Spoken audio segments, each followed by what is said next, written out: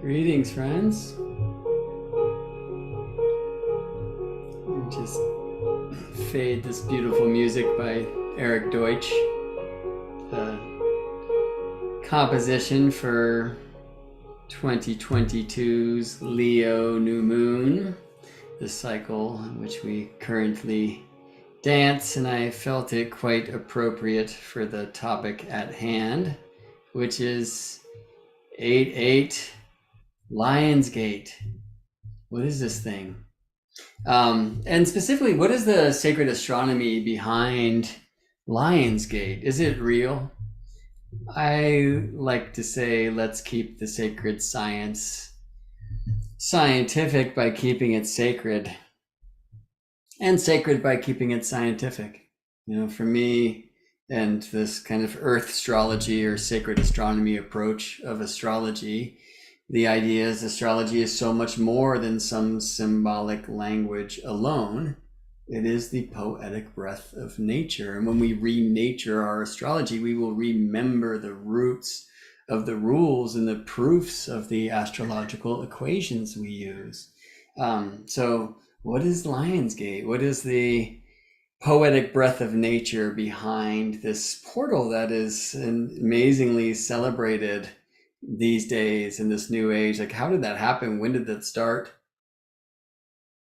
What does it root back to?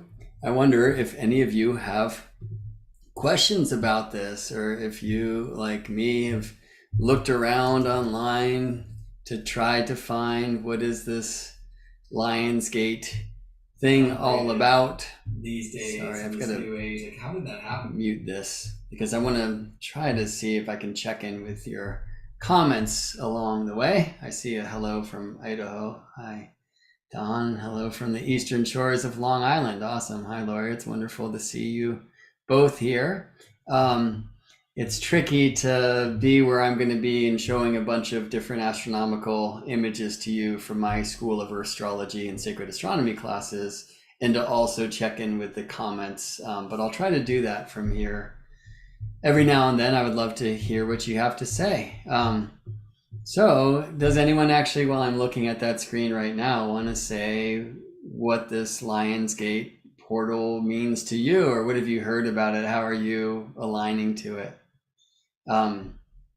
And before I get into the astronomy of it, right, when I say astrology is so much more than some symbolic language alone, this does not mean that astrology is not also a symbolic language, right? I'm very interested in this astronomical, like embodied kind of physical side of our craft, but that is also a side of our craft. That's, you know, astronomy, the measurable happenings of the heavens. The other is immeasurable, right? So we have quantity measurable and quality immeasurable. And that's right, we find more in the correspondences. Astrology really is the rainbow bridge between the measurable and the immeasurable, the astronomy and the correspondences of the thing. So the correspondences that we're hearing about is this like energetic portal. I mean, it's amazing the diversity of delineations you're hearing about this rather numerological amazement of 8-8, which of course is a condition of the Gregorian calendar, right? So, I mean, even what we now call August 8th was a very different date in the Julian calendar, or still is. So I see Don writing Sirius alignment with Orion in the pyramids. Okay. Yeah, well, so that's happening, by the way, all the time. And a really wonderful text to check in with about that is Robert Bravall's The Orion Mysteries. I wanted to bring up another text, which is Robert Temple's The Sirius Mysteries, because that might show up here too. And thanks for that offer, Don, from Ali. We hear that my understanding is the Lionsgate is the alignment of the sun and the pyramids in Egypt. Right, so which alignment, you know, and this is, it's interesting when I go look around and I'm like, okay, what is the Lionsgate? And there is like all of this astronomy that is often shared, and some of it's just very off. I'm going to share with you like the candidates that I've found that seem legitimate. But I want to also speak to what just came in. Is what about the Orion alignment with the pyramids? Well, Robert Bauval, I believe, was the first to describe this Orion correlation to the geometry of the three pyramids in Giza. That the geometry, not only of like their alignment on the Earth, but also in their sizes, refers to the geometry of the three belt stars of Orion, and their size in our sky, or their luminosity, their brightness, which is an amazing thing. I have found in my own research that a similar correspondence is on the ground in Washington, D.C. I almost feel called to go fish up some slides about this. But yeah, there's other things I want to show you, so let me just leave that there. But if you take the White House, the Washington Monument, and the Jefferson Memorial, which are not on a straight line, but rather have this kind of triangular thing going, they also map the exact geometry of Orion belt stars in the sky. So that's an amazing thing. The belt stars and Sirius, there's another researcher after Robert Bauval's, Wayne Herschel. I'm trying to remember the name of that wonderful book, very mystical book from Wayne Herschel, who's a researcher from New Zealand, I believe. He's shown how it's not just the Giza pyramids which align to Orion's belt, but you can go out from there. Like Orion is right near the Milky Way, and that the Milky Way then maps to the Nile, right? The lifeblood of Kemet, the land we now call Egypt. And that like Saqqara maps to the Pleiades, or like so many of the different powerful stars in the heavens, as above, so below, map onto the sacred ground of Egypt in this incredible way. It's a really cool text. I wish I could remember the name of Wayne Herschel's first book. He's written many, but it's one that I really recommend. It has so many beautiful pictures too. Thank you, Don. It's called The Hidden Records. And Stephanie, awesome, right? So cool. I mean, really good company here. In regards to the Orion and Sirius alignment with the pyramids, Sirius would align somewhere else, but the Orion alignment with the pyramids, it happens every day of forever, really. So there are questions about, like when on the ground might you see the belt stars of Orion aligned with the pyramids? And frankly, it just doesn't work that way that well. And if so, it worked long ago and not so much now. And that gets kind of complicated. But I will tell you, we're going to get pretty technical from an astronomical point of view to explore this idea of the kind of physical roots behind the Lion's Gate.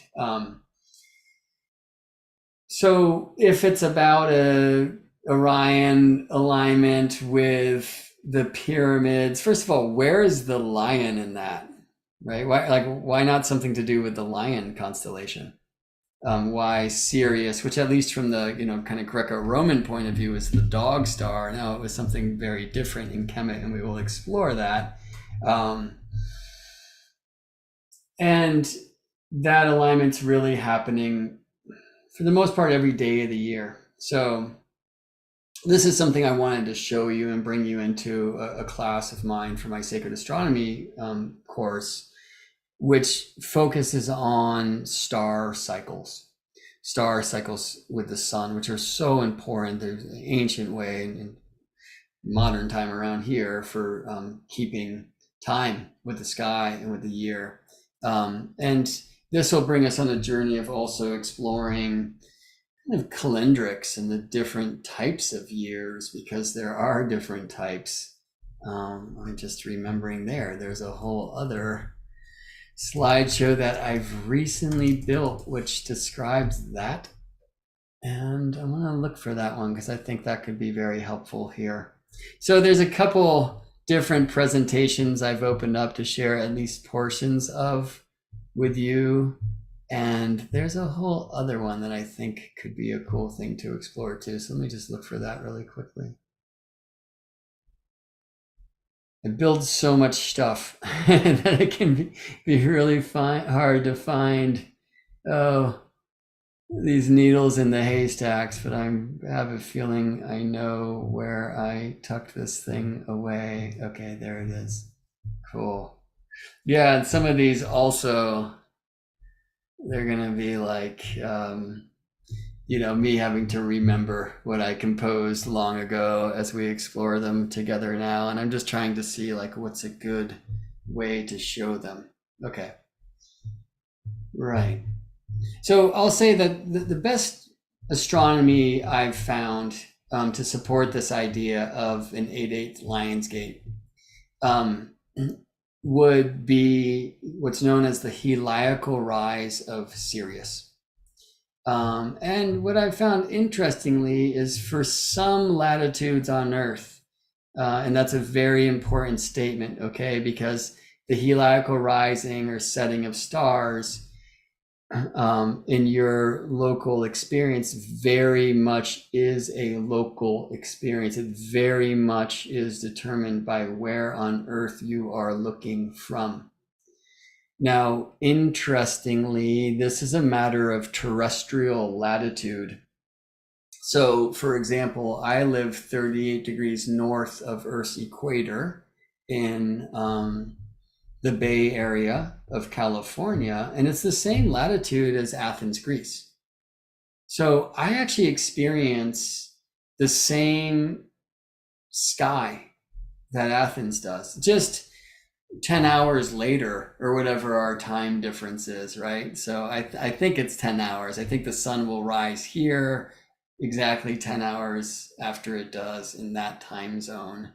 But the way, like the path that the sun takes through the sky, where the sun rises on the horizon, which changes every day, where it's rising either north of east as the sun is now because it's in a northern sign, Leo, or south of east, which it will in the southern signs, which are Libra, Scorpio, Sagittarius, Capricorn, Aquarius, and Pisces.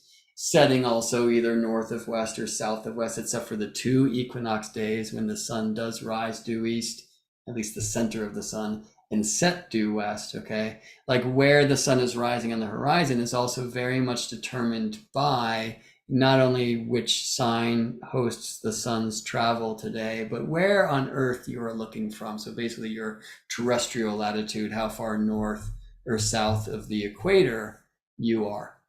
And so that I'm in the same latitude as Athens, Greece, I'm experiencing the sky in the same way as Athens, just like later, because, right, if the sun rises in Athens and sets in Athens before it does here in the Bay Area of California. Now, neither of these has the same latitude as Giza. And so I think the astronomy of the Lion's Gate that most makes sense from the many things I've read, and some of them are just kind of off, or somewhat obscure, or don't have enough information that they actually describe something that happens every day of forever. The ones that I've found that seem to be most relevant are the Helical Rise of Sirius from Giza, from the latitude of the Great Pyramids, and that this would somehow relate back to a specific time.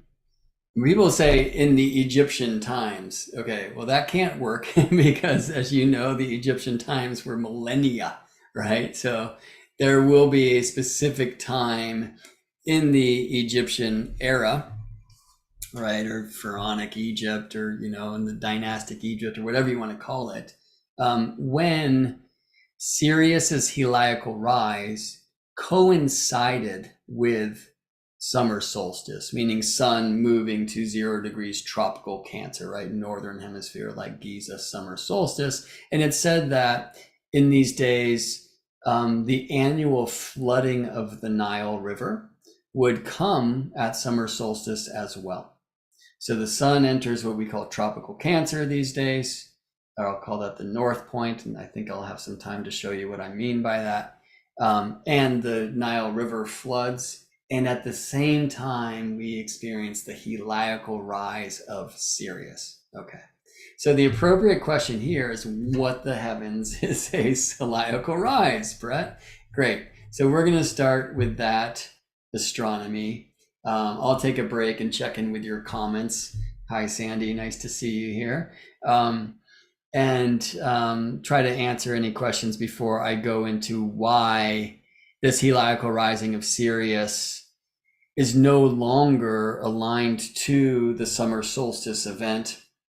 The flooding of the Nile, by the way, is no longer an annual event because this dam was built that sadly ruined a culture, but did prevent the droughts from happening in accordance with the rising and falling of the Nile as it once was. So the annual flooding of the Nile is no longer a thing because of like human technology.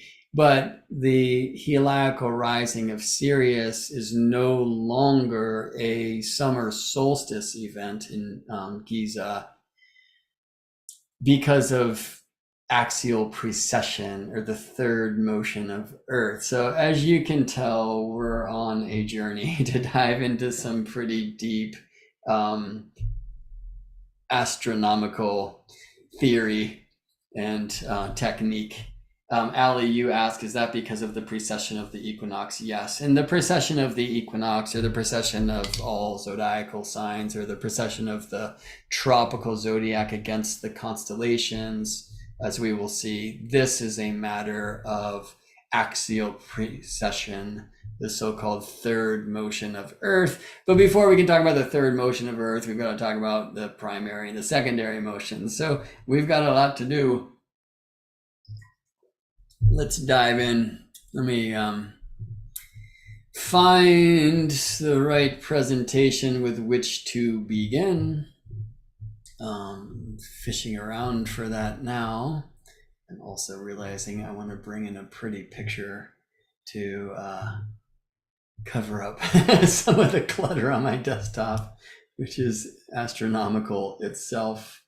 And okay, we're good there, and got the right slides up. Let's dive in. I won't be able to see your comments while I'm in here, but in between slideshows, I'll check out and check in with you. Okay. Want to maybe even before we go there, show you this photo that I took the other day in Hawaii. This is from the Ojai Trail in West Hawaii. And this is Venus here. Morning star, guide us. And this is Sirius. So on August 4th in Hawaii, Sirius quite visible. This is Sirius from Hawaii, from Malea Harbor, in the morning of August 3rd. I was just there. This is on Haleakala, the house of the sun. So maybe you can see Orion here up at the top of this photo. Let's see if I can make that full screen.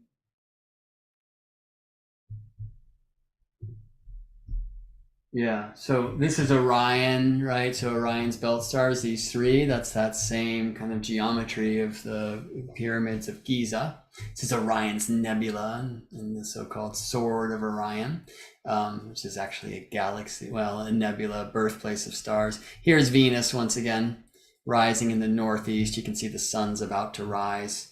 And then this is Sirius, which is right there on the top of Haleakala.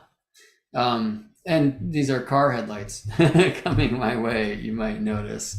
All right, there's the car, finally showed up for the next image. So Sirius follows Orion through the sky. And it is said that when Osiris or Aset died and was mummified, let me put this away and we'll just talk story for a moment, that he then traveled through the Duat, the underworld, and then was reborn celestially in the sky as the stars that most of us know as Orion. right? So that in this tradition, and this is all mystery tradition, and we hear it really spoken of, not in like pyramid text. I mean, there's like whispers of it, but this like astronomical correspondence, which is often spoken of, really comes from what I know from like Greek transmissions. I mean, maybe we could even say like, hidden records stolen. I think a lot of that was happening in very colonial Alexandria, right? Named for Alexander the Great after the conquest of Egypt in the first centuries BC. And this was the birthplace of Hellenistic astrology, which in many regards looks like people kind of, I think, like hovering over stolen texts, which would have been more wrinkled than my shirt.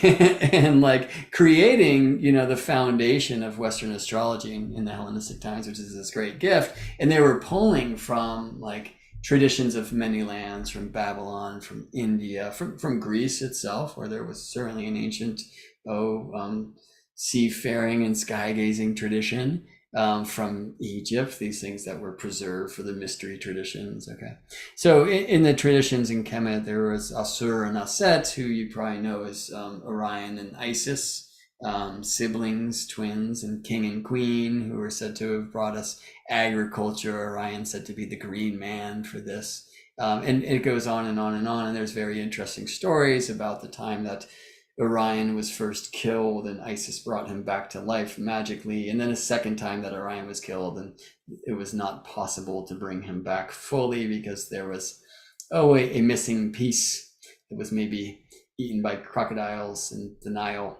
And so there was this kind of magical virgin birth that happened, or conception anyway, which would eventually be the birth of Horus, the avenger, the hawk-headed, the sun of our sky, and he who would avenge his father's death.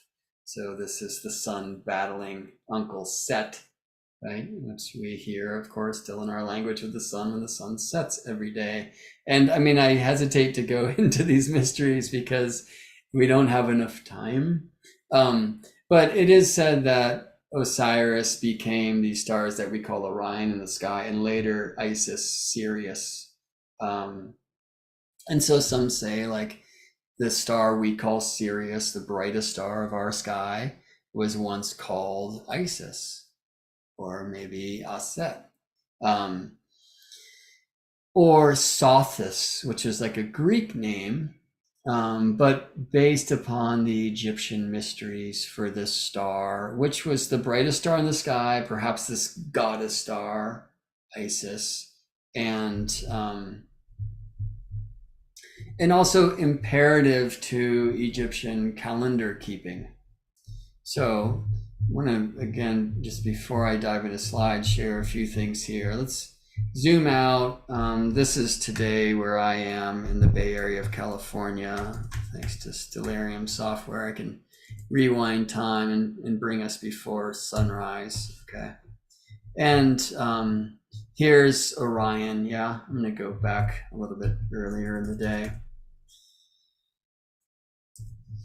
So Orion, or perhaps we could say Osiris, interestingly, that missing piece was the phallus, which was then replaced by this magical golden phallus by which Isis could conceive in this amazing virgin birth that would be the birth of the son of Horus. And this is Orion's nebula, this amazing birthplace of stars.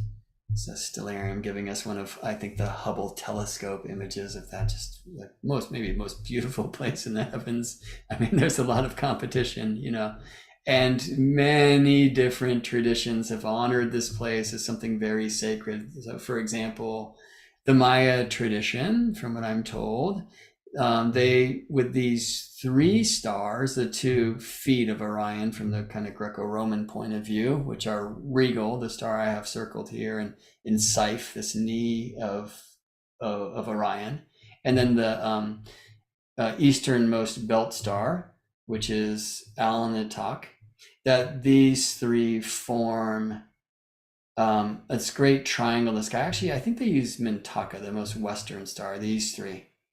And that those would be what some call the turtle or the hearthstones. And Stellarium astronomy software actually lets me kind of cruise through different cosmologies, which is so beautiful. It's different star lore. So I can click this Maya button here actually, and there you go. Like they're actually showing the 3 Orion belt stars, I think, is this like turtle.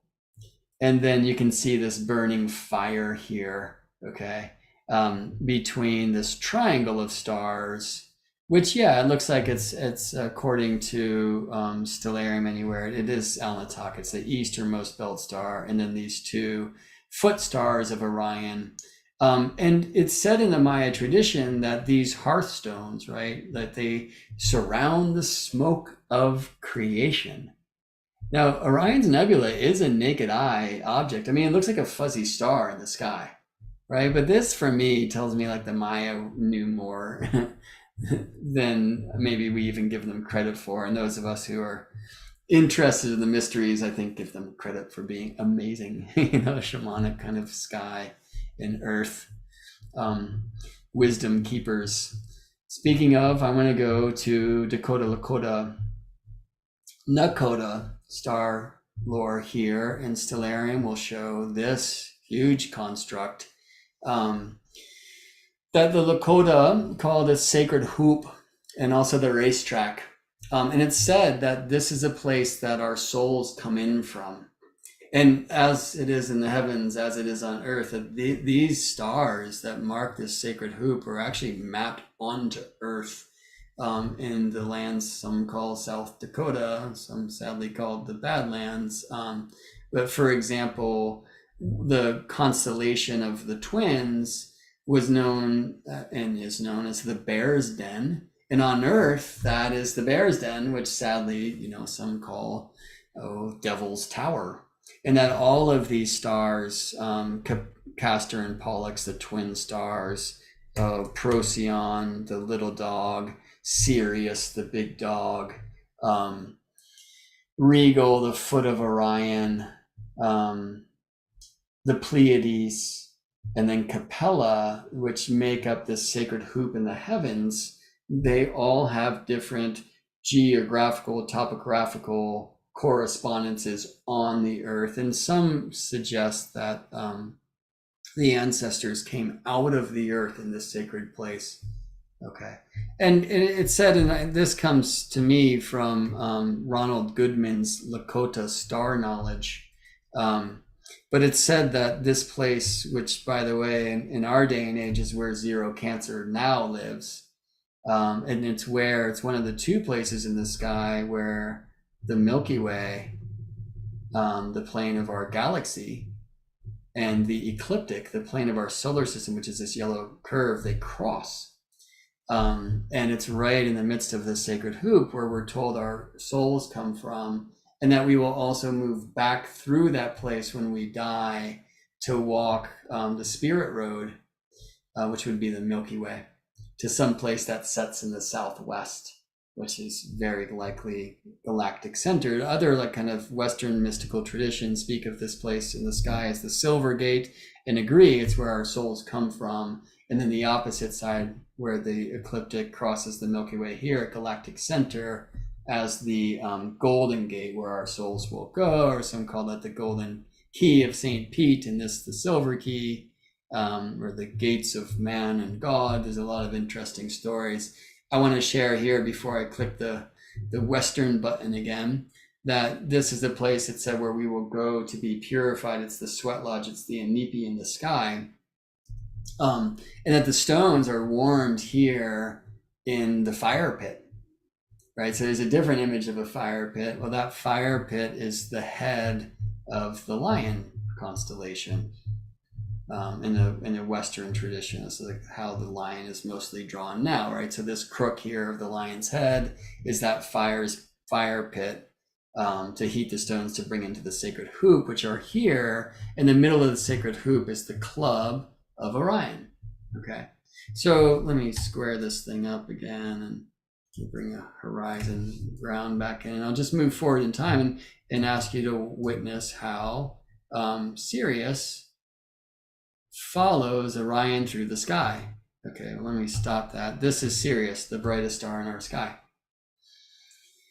And so some in the tradition looked at Orion, as we call it, like literally as Osiris, like now in the heavens, and then Sirius as Isis, and that they travel together in this way. Sirius called Sothis at time, and very much behind the Sophic Calendar. Now, stellarium lets me take the atmosphere away, and so we can see Sirius even by day, which is an important thing and what we're going to get to when we speak about Helical Rise. And to do so, I think it's probably better just to go to these slides from my Sacred Astronomy course. If you want to learn more about that, head over to geminibrett.com and go over to the courses page where you can learn about my School of Earth Astrology and the Golden Year study that we are currently engaged within. And you're welcome to join, though it's been happening for some time. You can definitely jump in now. And you can also find a link to a Sacred Astronomy course that I created for the Astrology Hub community, and it lives there still and awaits your view. It's probably better to watch it at your own pace. It's a lot of material. And in fact, the material that we're going to look at right now, it's from like the very end of the course. It's very advanced stuff. And so if this sounds like way too much, you're probably not alone. You know, before I dive in, I just want to check in with the chat. Seeing things like love and liberty, and I have Vesta at 0 Cancer. That's awesome. Hello from Los Angeles. What's up, Lawrence? Good to see you here. Okay, and otherwise it looks like we are caught up. Oh, I'm seeing some interesting numbers like 33 and 11. Wonderful. Cool. And I'm just realizing also that I have got to, that should say automatically and 0. Okay. You know, the slideshows that I create are themselves a strange work of art. All right, here we go. So synodic star cycles and fixed star work is the nature of this thing, right? So here we're looking at the 12 constellations of the zodiac, those 12 constellations which embrace the ecliptic plane and host the annual travel of the sun. How can we know that the sun here aligned to the fish is actually aligned to the fish? If we look with our eyes, you know, we would go blind. So speaking about star cycles and keeping cycles with the stars very much depends upon these amazing astronomical events. Most of us are working with this Gregorian calendar these days. And, you know, our computers just tell us what day it is and what time it is to our local time zone. Like, we're very far away from natural time. We're very much on this kind of civilized, you know, structured time, which is cool if you want to, you know, be able to make it to your class or hop a train, get on a plane, whatever, you know.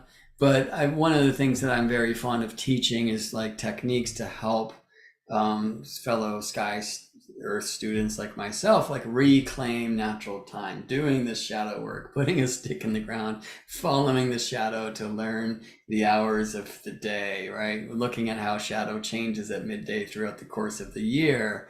So really doing that literal shadow work. And, you know, we are sticks in the ground. We're just walking, talking sticks. Yeah. So working with your own shadow in this way to reconnect to natural time and considering, you know, what was the ancient way of connecting with the sky? Well, one of the ways that we can keep calendars is based upon our earthly experience of the sun, right? Let me put this away and we'll just wrap about that for a second. So a solar calendar is based upon the equinoxes and the solstices. Many feel that the Gregorian thing of months of 30 days and 31 and that weird one of 28, which is sometimes 29, is like this like completely disconnected, unnatural, and maybe even purposefully disharmonic thing. I mean, importantly, I'll say this, like there are many different kinds of months. Like new moon to new moon is a very intriguing one, and I'm going to get back to that. But another one is like what I call a sunth. It's just the sun moving through a sign. So if you take the 360-degree circle and you divide it by 12, you get these 30-degree signs, not of time, but of space. And why I say not of time is because the Earth changes our distance to the sun. When we're closest to the sun, which happens around January 1st each year, then Earth is moving faster and the sun's moving faster in our sky. And we're furthest away in early July, sometime around July 4th every year in the Gregorian calendar correspondent anyway. And so when we're far from the sun, Earth's moving slower. From Earth's point of view, the sun's moving slower. So the sun does not travel through each of the 12 signs in the same amount of time. Some signs are fast and some signs are slow in that respect. However, if you divide the calendar year of 365 and about a quarter days by 12, you'll find that the average time for the sun to move through one 30-degree slice of space is 30.44 days.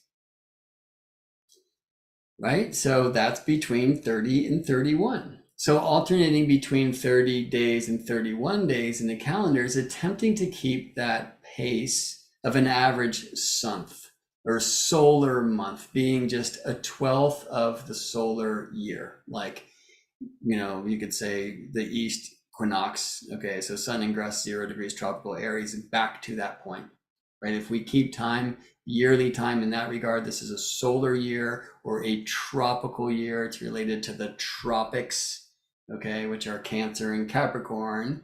Or so we could say like December solstice, solstice, I like to call this, the sun ingressing 0 Capricorn when it shines directly above Earth's Tropic of Capricorn. Like that is an annual event, and that type of year is a solar year, okay? So the Gregorian calendar is a solar calendar. We could keep a lunar calendar.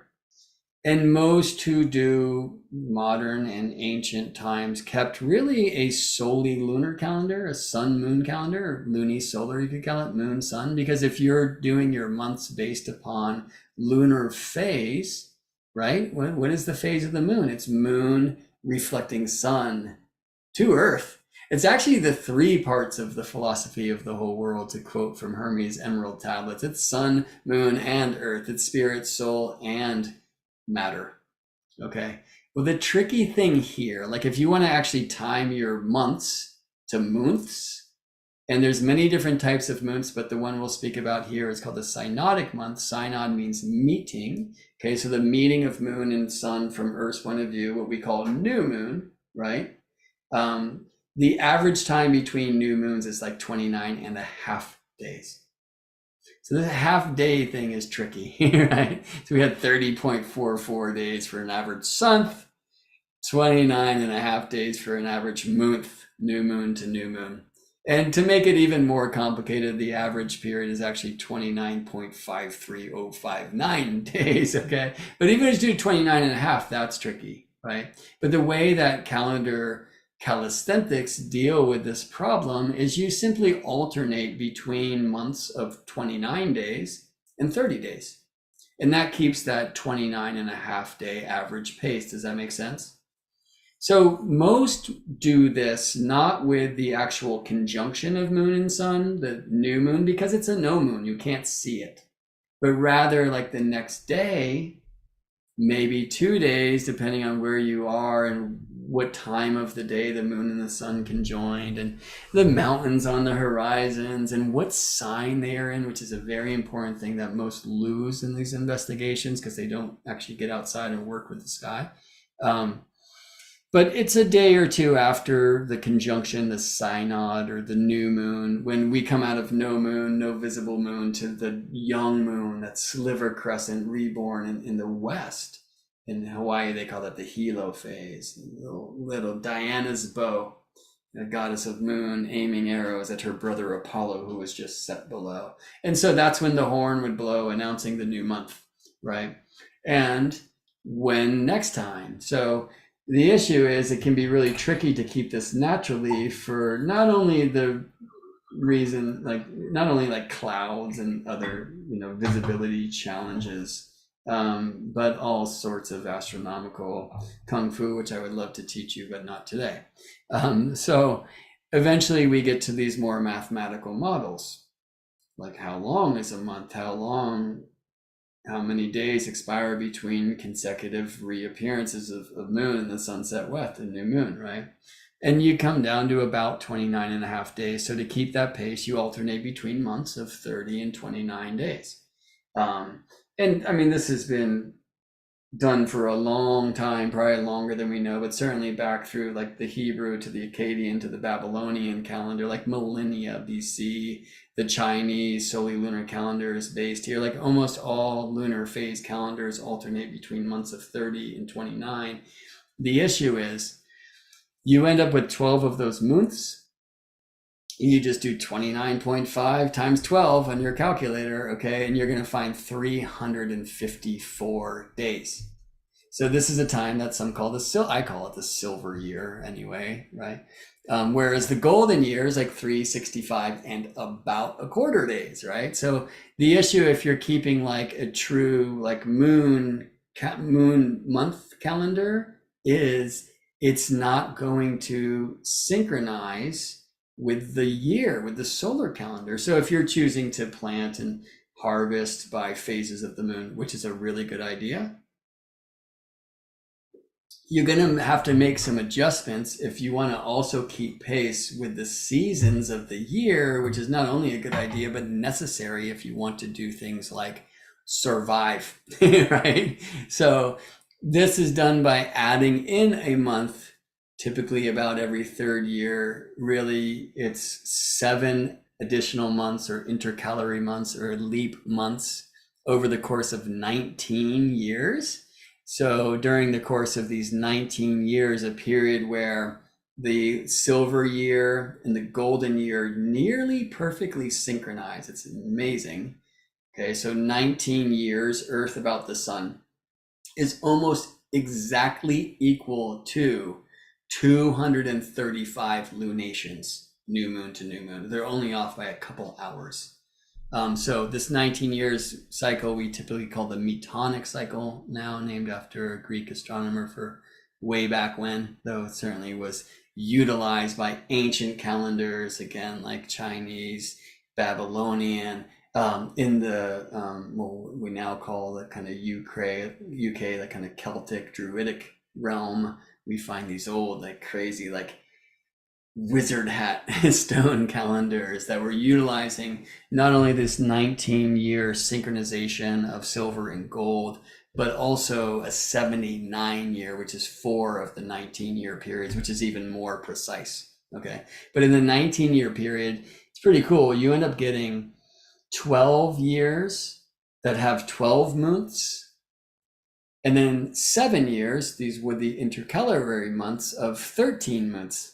Right, so 12 times 12 is 144, and then you have these 7 years of 13 months, and altogether they add to these 235 lunations in 19 years. It's like a magical thing. So I want to share all this because in Egypt, they were keeping a solar calendar. They were also keeping a lunar calendar. They were also keeping a star calendar. And this calendar, called the Sophic Calendar, would be what's called a sidereal of the stars calendar, okay? And it's kept by witnessing the helical rise of a star, okay? So let me check in to see if y'all have any comments or questions. One comment is, happy birthday, Bobo. Awesome. So my solar return was yesterday. Yeah, wonderful. Nice to have you here on your interesting, right? Here's a great example, thank you, Bobo, of like our weird leap year system in the Gregorian calendar, where we throw in a extra day, and February moves from 28 to 29, as we know, every 4 years, if the year is divisible by 4. So like 2020 was, 2022 is not. Unless it's also divisible by 100, unless it's also divisible by 400. and let's not get into all that right now, but it's often true that we will have our calendar birthday at a different time than we have our solar return, right? The alignment of the sun in respect to the Earth's rotational axis. Okay, so this axis leans in every moment forever towards the place on the ecliptic called 0 degrees tropical Cancer. So if you were born right when the sun was ingressing 0 Cancer, you're literally born at that time each year when Earth's orbit brings our planet in such a way that our northern axis is leaning towards the light. Okay, well, that's going to happen one solar year, one Earth orbit in respect to the sun later. Now, where our axis is in regards to the distant stars, that's a different story. That changes with precession. And oddly, so this by the way, the Bobo, you having your solar return yesterday and your calendar birthday today, that's not an effect of axial precession or precession of the equinoxes. That's just the strange Gregorian system of adding a day every 4 years to deal with the truth that the solar year is not 365 days, but rather 365 and about a quarter days. The fact that it's about a quarter day, not exactly a quarter day, that's why we had to realign from the old Julian approach to calendar keeping to the Gregorian approach. Reading, does this have any correlation to the cycles of the lunar nodes? No, I imagine, Ali, when you asked that, you were talking about the 19-year period, the Metonic period. No, the nodes are 18.618 years, and it's a different story, and it's for a different reason. I will say that energetically they align, and I work with clients, especially in these gateways, when they're somewhere between 18 and 19, the second time 36 and 38, 54 and 57, 72 and 76. So these are all these 18 and 19s, and it opens up as you gain wisdom in life. In between those periods is the nodal return. I call these nodal return windows on the 19-year side, so 1938, 57, 76, 95, is these metonic returns. Check out your 19th solar return. You're going to find the moon really close to where she was when you were born. This is like the realignment of Earth, Moon, Sun, 19 years, and especially 76, the fourth one. On the 18-year side, that is the Saros series or eclipse family return of your prenatal eclipse, which is 18.03 years or 18 years, 11 days and 8 hours. And so that 18 and 19 embraces the 18.6 year retrograde transit of the lunar nodes about the zodiac. So really cool question. The short answer is no. And the longer answer, which you kind of just heard a little bit of, is no, but yes. Okay. There's going to be a lot of no, but yes, as we explore this idea of a Lion's Gate portal. And actually, before I go in, because I will, like, spoiler alert, show you by the end how this practice, well, I mean, like, I hesitate to say this because I don't want to rain on anybody's parade, but there's some bad astronomy that's going down. There's some good astronomy, and actually those who choose to pursue it, and I'm glad you're here with me now, you're going to learn some of the old astronomy, some of the old ways of like keeping the sky, of keeping natural time. Okay. And so I love that those who are exploring these mysteries are going to be called into that place. And I'm just going to give like a weird answer with a lot of words that might not make sense, but maybe at the end of this thing it will. The issue with doing an 8-8 Lionsgate, of celebrating something on like a calendar day, a solar calendar day, is we're actually talking about a sidereal event, and sidereal and solar are different stories. So I aim to try to prove that to you.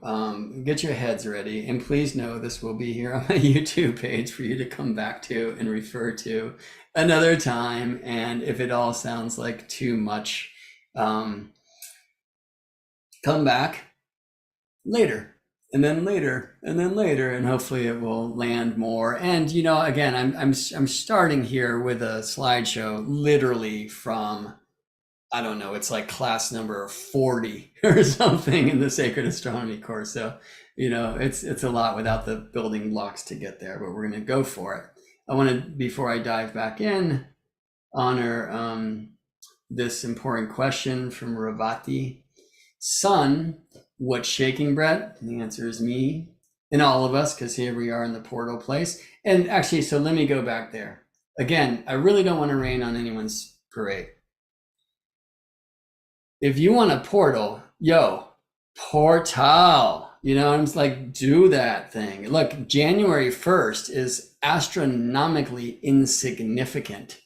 All right. Although, interestingly, the Earth is very close to the sun at that time of the year every year. In our day and age, that also changes, not with precession, but a different cycle called nuation. And how many people portal on January 1st? I mean, it's one of the most important portals of the year. I mean, even the squares are into that thing, you know, and let the old year burn and bring in the new one. And, you know, so when we choose to align ourselves, like I very much chose to align myself to the December 21st, 2021 date that some believe was a long count Mayan calendar significant shift. Some now suggest that we did that math wrong. Either way, for me, it was a significant time in my life.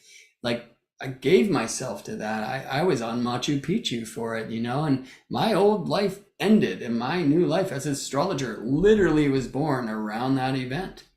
I would have no idea that astrology would have been for me. I thought it was ridiculous before like that year.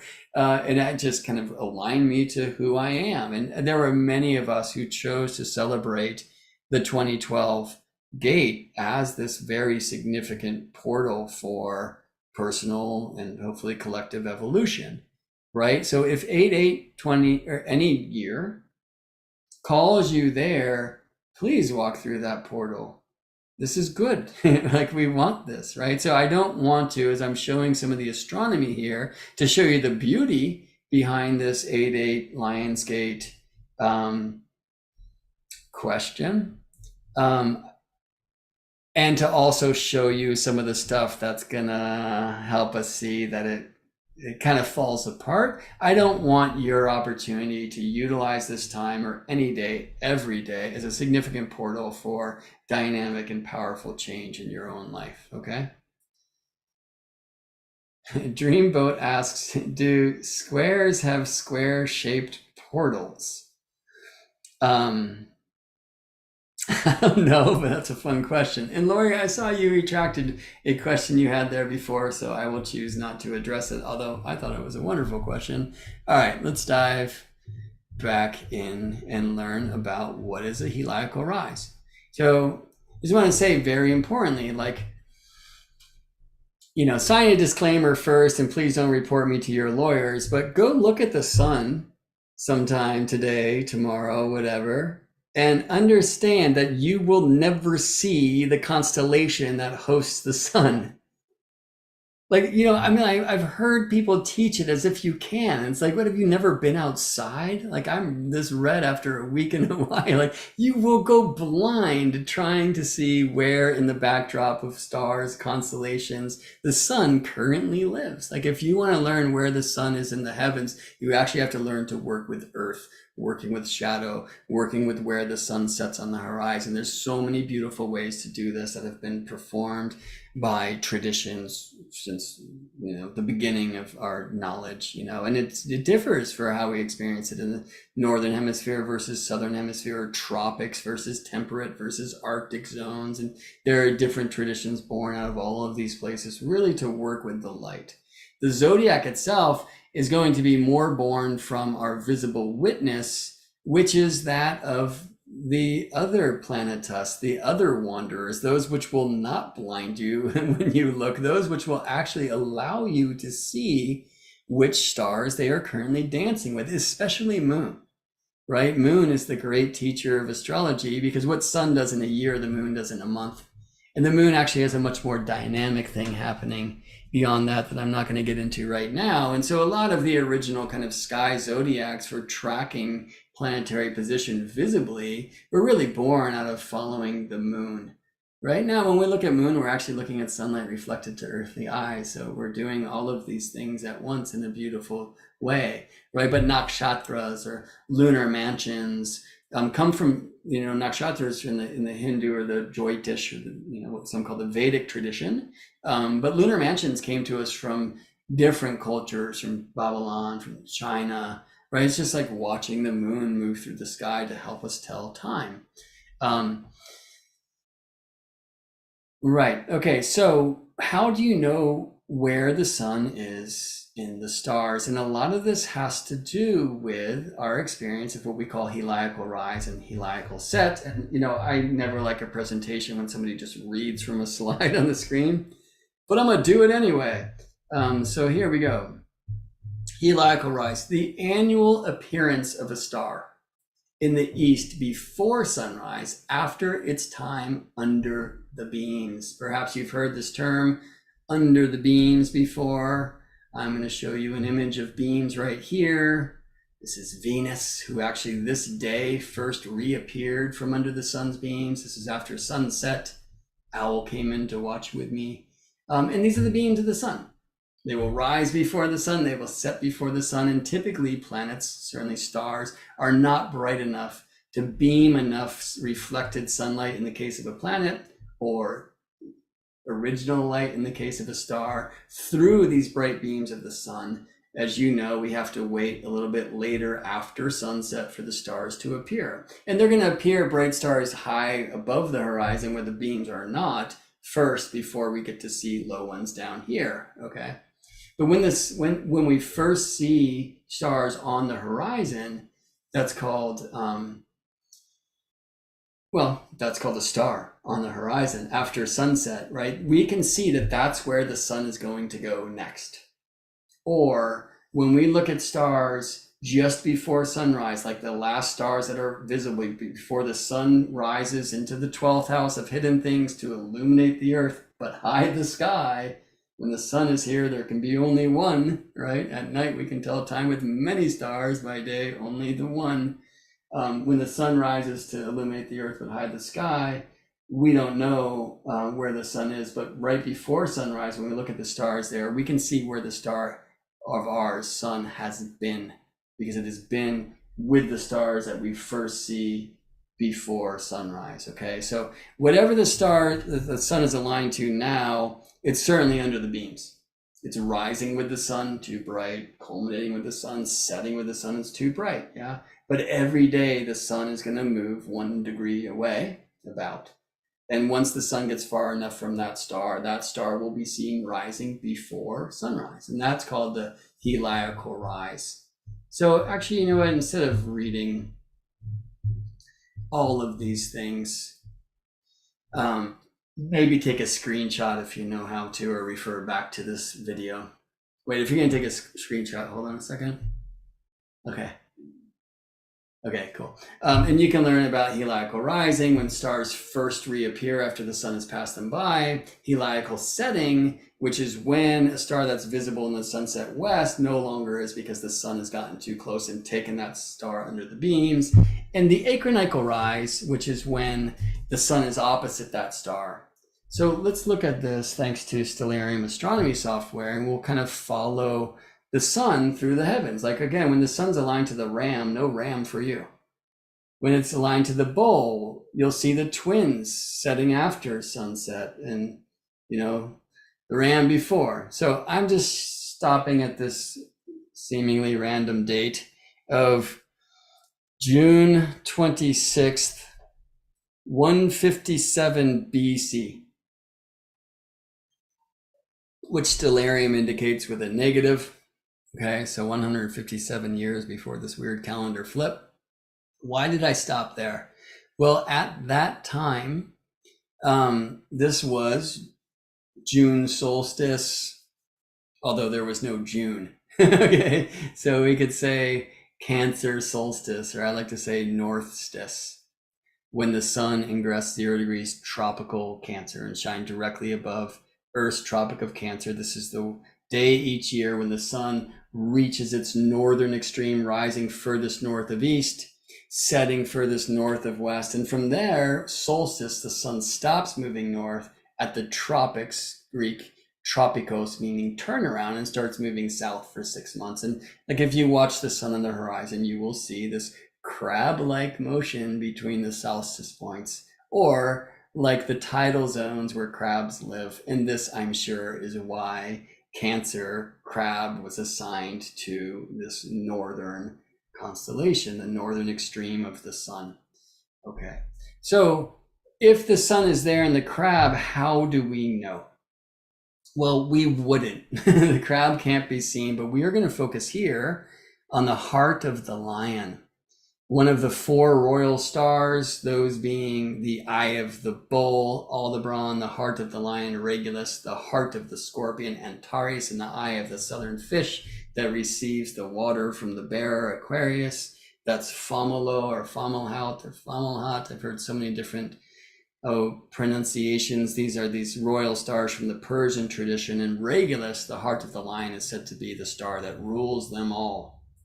And I'm seeing the reason now why I went back to 157 BC, because this was a time where apparently Regulus first processed into tropical Leo. Now, I know that's like a big sentence if you haven't studied the astronomy of the zodiacs. I think we'll spend a little bit of time with that. Maybe I should have before this.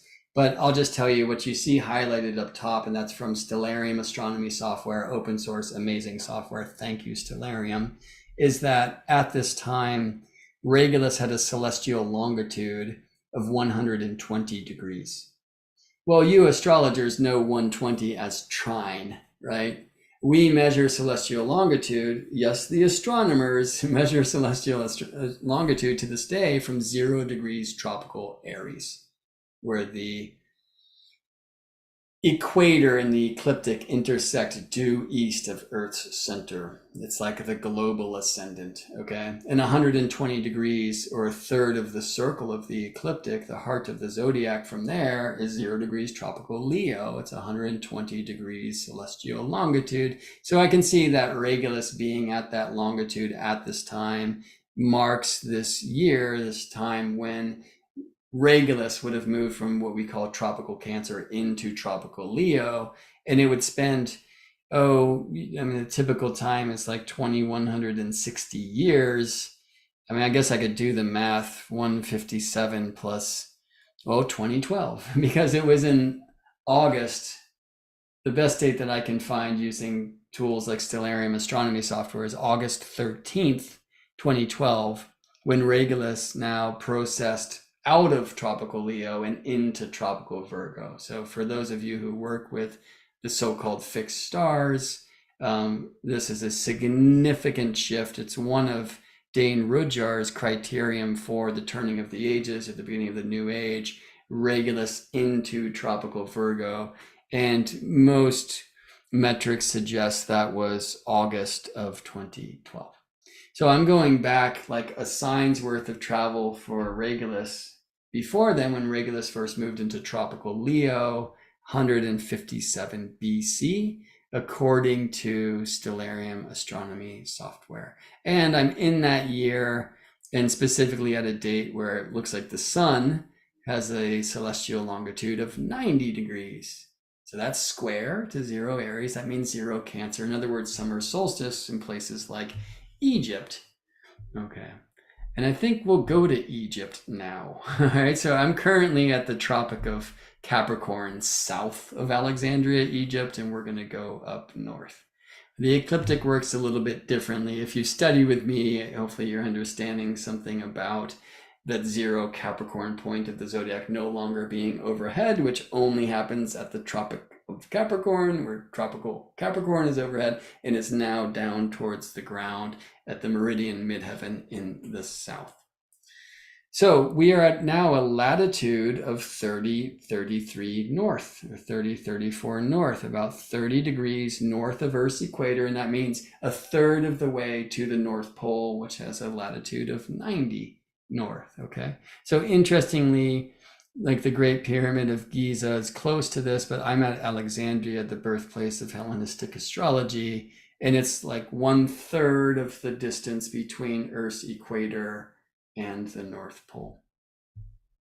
So what I want to do here is kind of witness this time of the year when the sun, and back then was aligned with the celestial crab, and after sunset, I'm now seeing Regulus in the sunset west, right? So sunsets, the darkness comes, the stars return to the mysteries of our sky available to our witness. And there is this royal star, the heart of the lion, here in the northwest, invisible now that the sun has set. Well, every day from there, the sun is going to move closer and closer. Let's see another way that we could witness this time of the year back in that day and age, or at any time when the sun is with the celestial crab, we're going to see the twins of the heavens, which rise before the crab, in the eastern sky before sunrise. Yeah. So you're never going to know that the sun is with the crab constellation by looking at the sun. Like, you're a fool if you think that's possible, or you've never tried. Okay. What you do is you look at what's rising before the sun, twins, or you look at what's setting after the sun, lion. And if the twins rose before the sun visibly, right? And if the lions, they're visible after sunset, the sun is in between. What's between the twins and the lion? And the answer is the crab. You'll notice that I'm using these words, twins, crab, and lion, to describe constellations, because constellations and signs are very different things. If I was speaking signs, I would say Gemini, Cancer, and Leo. Okay. So here we are at sunset on this day. You can't see any of these things, right? We're just seeing the beautiful colors of the sunset. And what I'm going to do here is just move a little bit further in time. So the stars come out again, and here we are seeing the very bright and beautiful and very ecliptically or solar systemly aligned Regulus, the heart of the lion, the royal star that rules them all, in the sunset west. Okay. Well, the next day, the sun gets a little bit closer. So let's bring in this time on the screen. It looks like June 28th in that particular year of, well, I was going to say 157 BC, but I think Stellarium actually does a 0, so it might be 158. I don't know. It's a while ago, okay?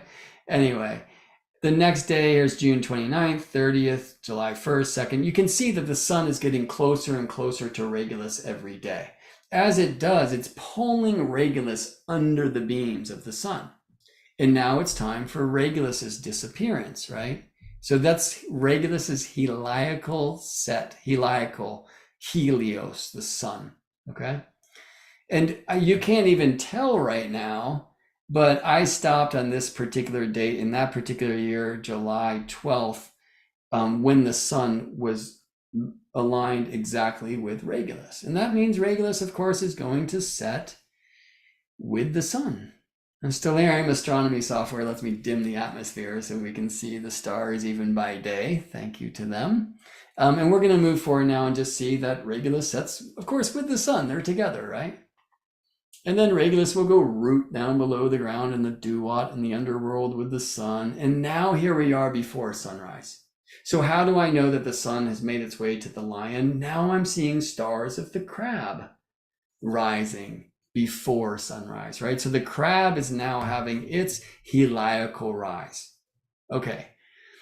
I just want to add a few truths here that will help us understand that this is way more complicated than I'm making it sound even, okay? Because the crab stars are incredibly dim, whereas like the twin stars, at least some of them, are very bright.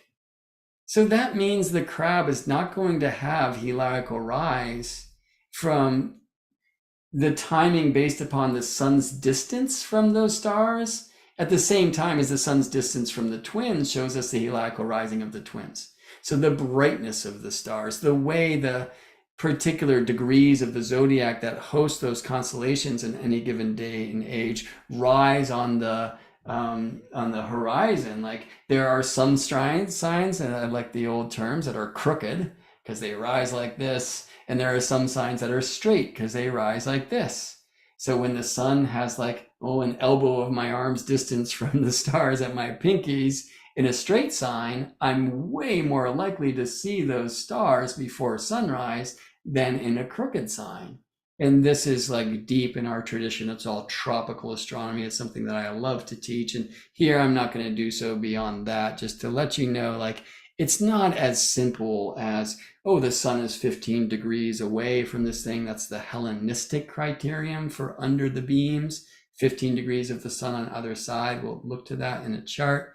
That does not apply to every star, or frankly, like any star. Regulus is a really good candidate, which is why I'm choosing Regulus, and it's also the heart of the lion. So shouldn't the lion have to do something with the Lion's Gate? Anyway, let's proceed.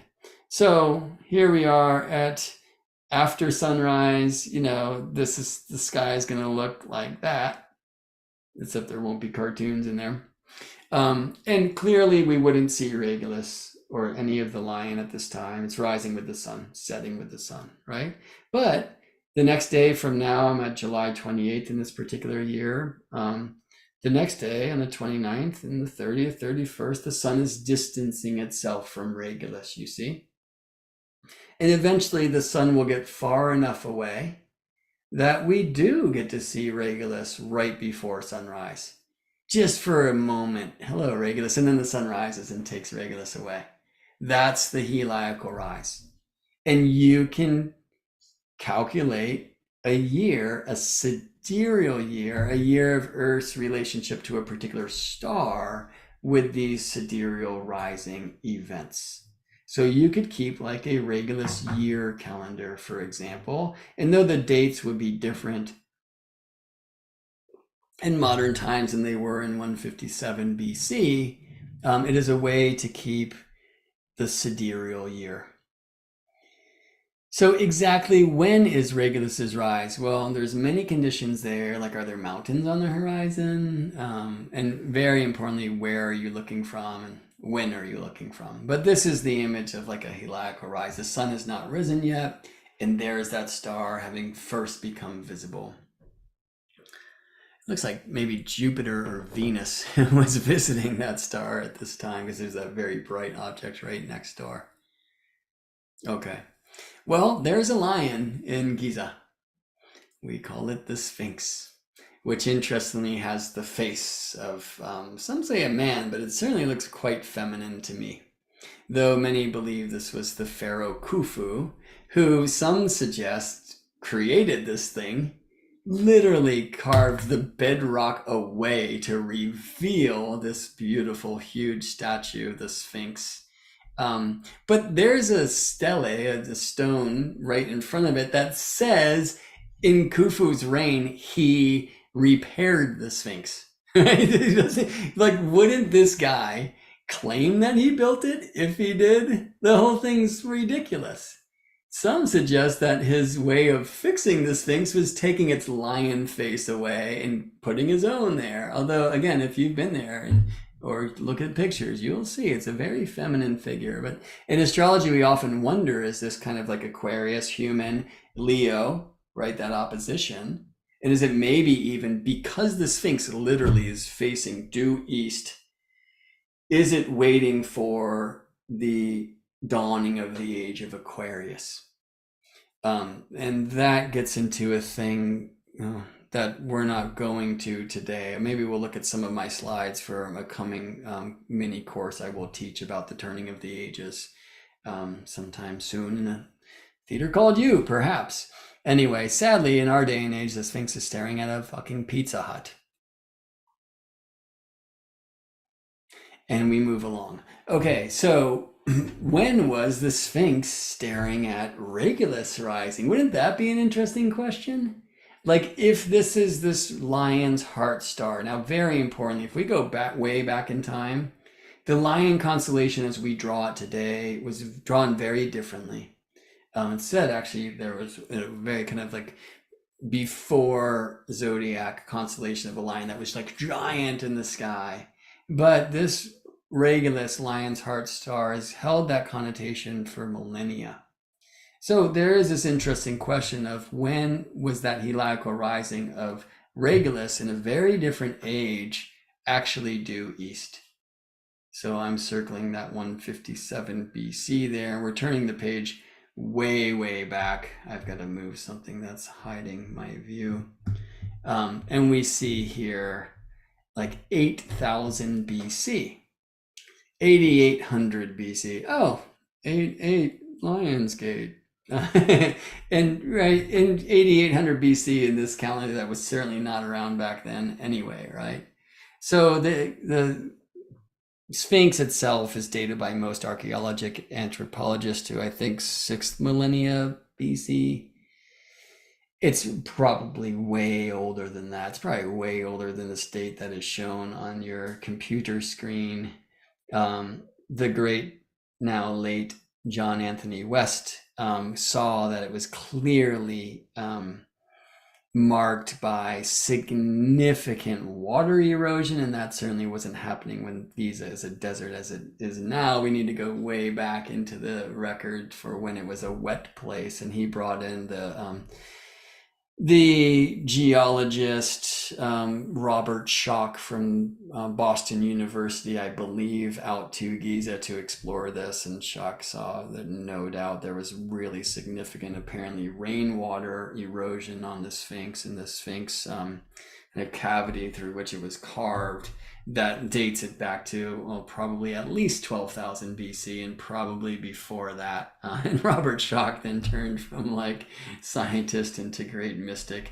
I think probably that was happening well before then, and I shouldn't speak about things with which I am completely personally unfamiliar.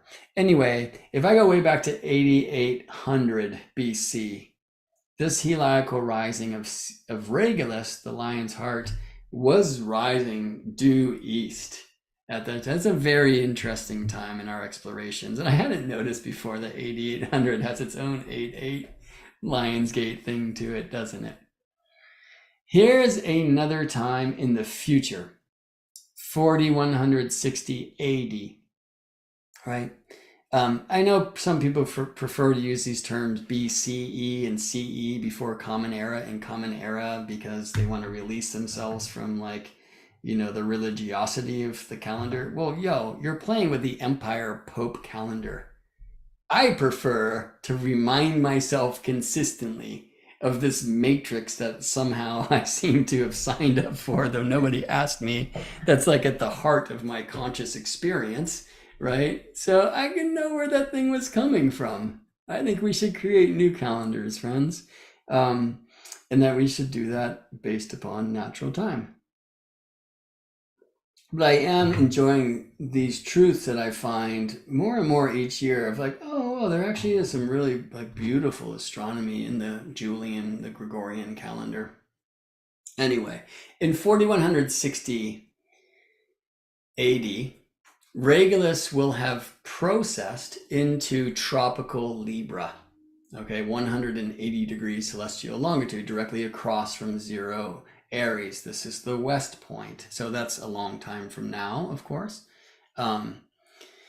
And at that time, Regulus will be rising like due east every day of that year and many years around that event. So the heliacal rising of Regulus at that time will be seen due east by the Sphinx, which is so strong it will probably survive until then and millennia and millennia afterwards. All right, so that's cool, but what about today? So here is 2020 on September 7th. And we see the celestial longitude of Regulus in that year. A wonderful year of 2020 is 150 degrees celestial longitude. So that's 150 degrees or quincunx from 0 tropical Aries is 0 tropical Virgo. Again, it was August 13th, 2012 when Regulus processed into tropical Virgo.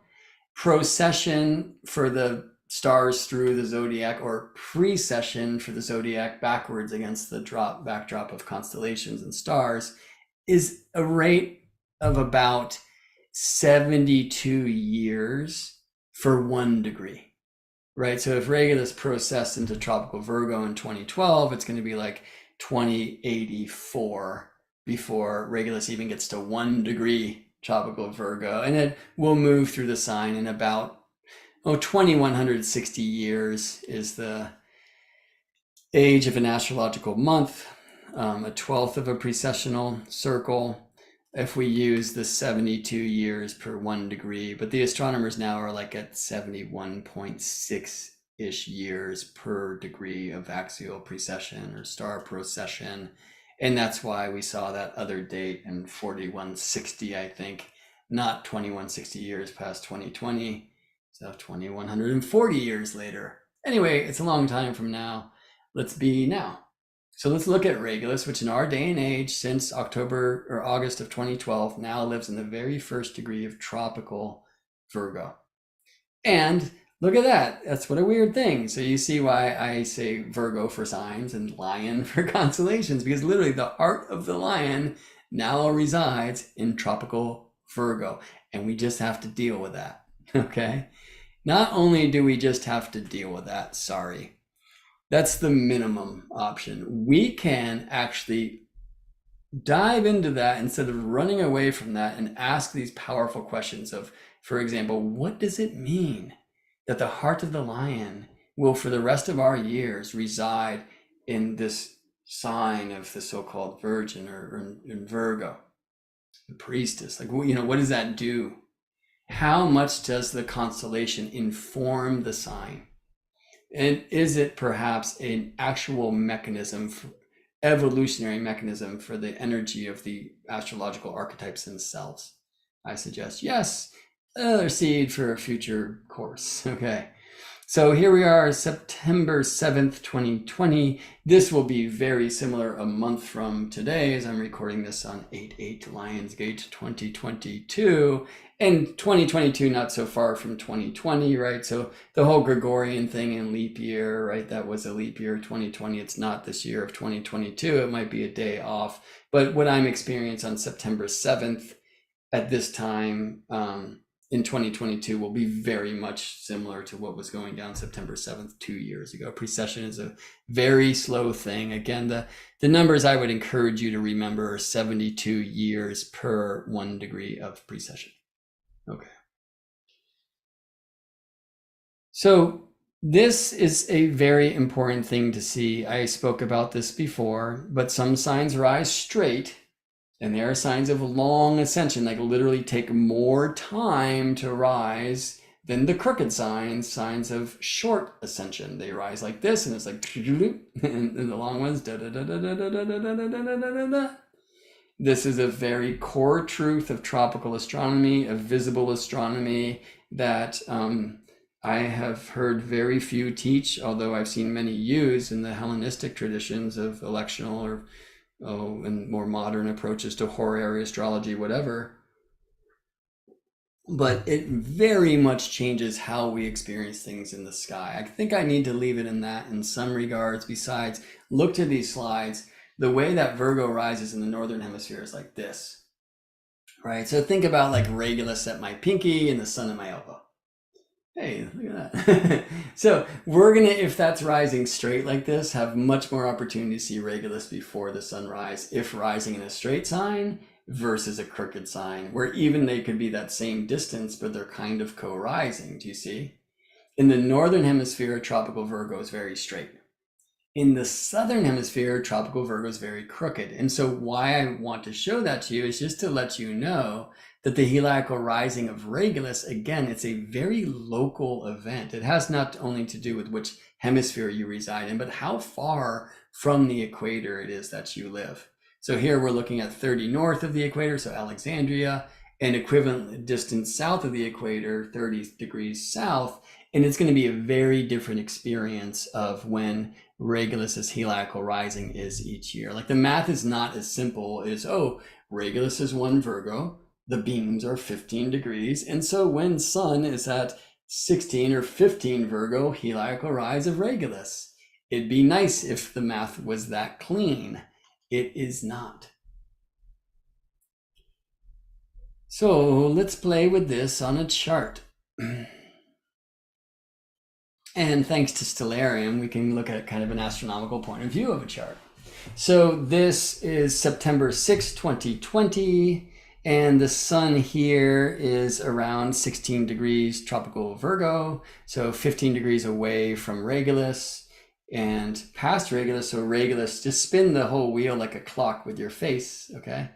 That means Regulus is going to rise before the sun. Can you see that? Like literally, this is why clocks do this. All right, so just spin this whole wheel like a clock.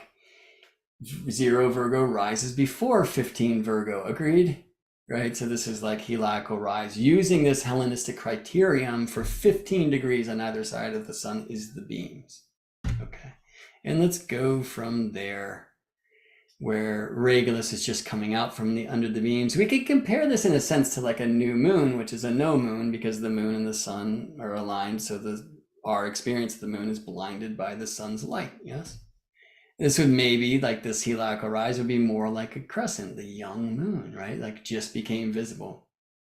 So let's move through the year. We're going to take the sun to the square, right? So this is the sun's ingress tropical Sagittarius, sometime around November 23rd-ish, right? I see on the calendar down in the lower right corner, November 22nd, 2022. Why take the sun to the first degree of Sagittarius, the Sagittarius ingress? Because now it's square Regulus.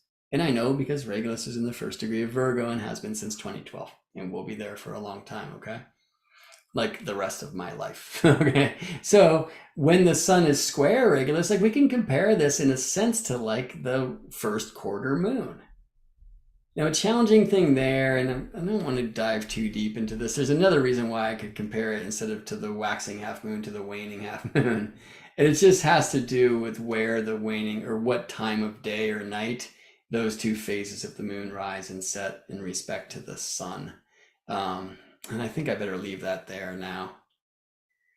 But regardless, when the sun opposes Regulus, right? So if Regulus is at first degree of Virgo, then the sun in first degree of Pisces will be sun opposite Regulus. Now this is called the Equinoxes rising of Regulus, when Regulus rises at sunset, reaches when the sun roots in the middle of the night at the IC, rests when the sun rises, yeah? So opposite, sun is opposite Regulus. It's not Regulus opposite the sun, by the way. Speak the name of the faster moving planet first. In this case, the sun, which is moving 1 degree per day-ish, and Regulus is moving like 1 degree every 72 years, right? So, I mean, it's like Regulus isn't moving at all, and the sun just moves away. It's a wonderful reason why studying star cycles is a cool entrance into understanding planet cycles, which are much more dynamic because the planets are also moving, where Regulus is very slowly, but very, very, very, very, very, very slowly. Okay, so this is the Equinoxal rise of Regulus. My friend Adam Gainsbourg calls this the midnight star period, right? Because literally Regulus will be culminating, reaching its highest height at the meridian midheaven in the middle of the night when the sun is at the IC. And that's very much like a full moon experience, right? When the moon is opposite from Earth, on the opposite side of Earth from the sun.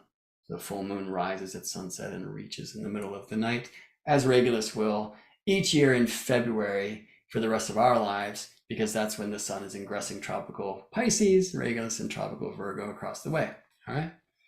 What does this have to do with the Lion's Gate, where we're getting there? But let's get to the third quarter phase of this sun Regulus cycle, which is when now sun ingresses Gemini. Again, square to Regulus in the first degree of Virgo, but closing in, ending the cycle, right? And we could think of that as a third quarter moon. There's visible reasons why it would relate a little bit more to the waxing half moon, but I need to leave that there for now. Regardless, sun conjoined Regulus. This is like the new moon.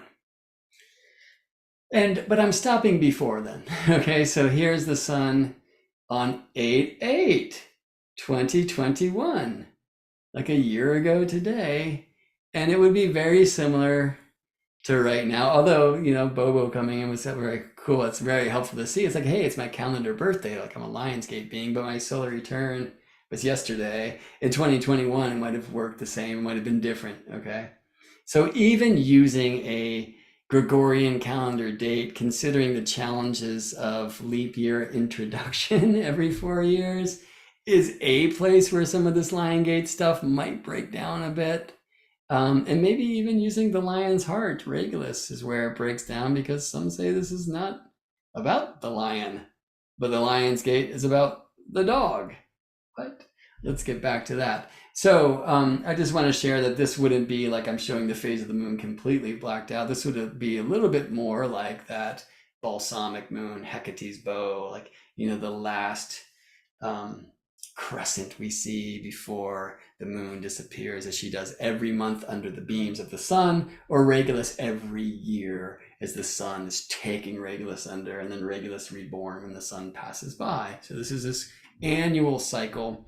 Interestingly, though the sun is the active figure here, our experience of the sun's travel through the zodiac is actually our relative experience of Earth's orbit of the sun, right?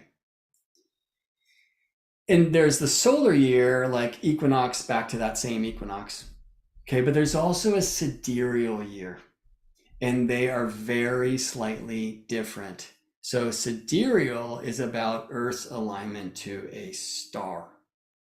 I feel like I want to go to another presentation to look at that really quickly. Well, and actually, let me finish this one, and then we'll get into some questions. And then I'll go to that other kind of solar versus sidereal thing. So you can see like another significant challenge to this Lion Gate puzzle. But again, like the Lion's Gate, as you will find as you research online, is not about the lion, who interestingly does exist in our day and age, 15 degrees or under the beam's worth of space from the sun at 8/8. So by like a Hellenistic criterion, this would be in our day and age, not back in the Hellenistic era, but in our day and age, using this Gregorian calendar thing, it's on or about August 8th, 2021, depending on where you're looking from and where we are in the leap year weirdness. It's on or about 8/8 each year when we have the heliacal setting of Regulus, when Regulus disappears. So what do you think I'm going to do tonight? And I'm going to go watch the sunset and see if I can connect to Regulus in the sunset west for the last time. All right, now I bring in the dog constellation, the Canis Major, as it's known in the Western tradition, Orion's hunting dog, one of the two, Procyon, the small dog, and Sirius, the big dog stars. So there's a few things that I really want you to know this about the dog versus the lion. Why did we bring the dog in? Because Sirius is Alpha Canis Major. It's the bright star of that constellation. It's the brightest star in our sky. Now that yellow ring that you see is the ecliptic. It is the path of sun's travel through Earth's sky because it is the plane of Earth's orbit about the sun. So from our point of view, we see the sun take that path. It is the heart of the zodiac. Because our solar system is relatively flat, the other planets stay close to, and we have some ecliptic stars like Regulus. It's a great one. It's bright. It is right on the ecliptic plane, just slightly north, okay? This is not true at all for Sirius, which is significantly south of the ecliptic plane. I mean, 40 degrees away. So you will hear people say, oh, Sirius is at 14 degrees Cancer. Okay, well, that doesn't mean that when Sirius is rising, 14 Cancer is rising. In fact, there's nowhere on Earth where that's even possible. I believe there actually might be places in the significant northern hemisphere, like Arctic locations, where that might happen. I want to be careful not to say anything wrong, but it's also kind of ridiculous to try to find like Arctic exceptions to a rule. Anyway, so what I brought in here is an ecliptic grid, thanks to Solarium astronomy software, that helps you hopefully see what we're doing with fixed stars when we project them to zodiac degrees, okay? So Regulus is literally, these are all, I think, maybe 10 degrees of latitude. Celestial latitude is the distance north or south of the ecliptic. So 10, 20, 30, 40 degrees south of the ecliptic plane. And we're taking that distance, right? More than a sign's worth of sky, a sign and a third's worth of sky. And we're drawing a perpendicular line to the ecliptic and saying, oh, Sirius lives there. So many of you, might be aware, for example, that the sun is in this Sirius degree around July 4th, the birthday of the United States, according to the Declaration of Independence anyway. And so some will say that the United States chart has the sun conjunct Sirius. Okay, and let's look at that a little bit more deeply. I'm not saying that's wrong, but I just want you to understand that that's this really significant projection. And this is going to really shift like helical rising considerations. Okay, I'm going to go from the Tropic of Cancer, where I can make this wheel all flat like that, and we're going to head north now to Giza, where the Great Pyramids are and the Sphinx. It's almost exactly 30 degrees north of the equator, like even more so than Alexandria. So a third of the way between the equator and the North Pole. And we are going to watch for the Helical Rising of Sirius. So many believe that this is what this Lion's Gate thing is about. Okay, so this is before sunrise. Okay, the sun is still below the ground. And you can see 8, 9. Oh, let me go back a day. There you go, 8/8, 2021. Okay, it'll be very much the same this year, next year, or whatever. Because again, like star movement or precession is going to be about 1 degree per 72 years. Now that's for stars on the ecliptic. Stars that are so far away have a very different thing. I want to say this, that the so-called dog days of summer used to be when Sirius was under the beams.